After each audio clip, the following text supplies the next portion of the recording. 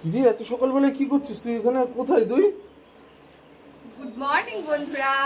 দেখো, কালকে তো তোমাদেরকে বলেছিলাম যে আমি এক জায়গায় ঘুরতে যাচ্ছি। তো কোথায় ঘুরতে এসেছি এখনো পর্যন্ত আমরা ঘুরতে আসিনি। যেই ডেস্টিনেশনে আমরা যেতে চাইছি এখনো পর্যন্ত আমরা যেতে পারিনি।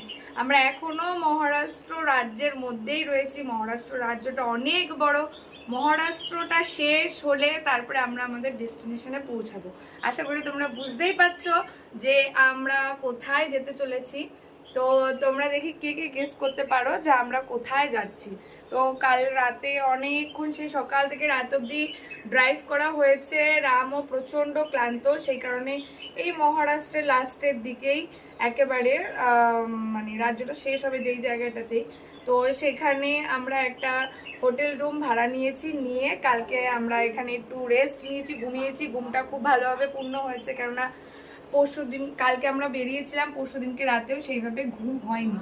তো দেখো আমরা যে হোটেলটাতে রয়েছি, হোটেলটার পরিবেশটা কতটা সুন্দর।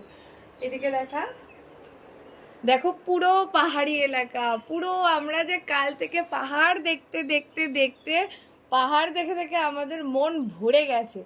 এত পাহাড়, খুব সুন্দর খুব। আর এখন আমরা ঘুম থেকে উঠে জাস্ট স্নান টান করে এখন রেডি হয়ে আমরা বেরোবো। স্নান হয়ে গেছে, স্নান হয়ে এখন রেডি হব। আমরা রেডি হয়ে আমরা আমাদের ডেস্টিনেশনে পৌঁছাতে পারবো।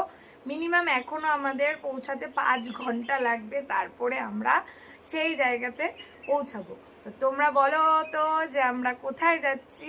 তো ঠিক আছে, ওখানে গিয়ে তোমাদের সঙ্গে আবার দেখাবো আমরা কোথায় যাচ্ছি। আর তোমরা যারা যারা গেস করতে পেরেছো তাদের জন্য তো ঠিক আছে।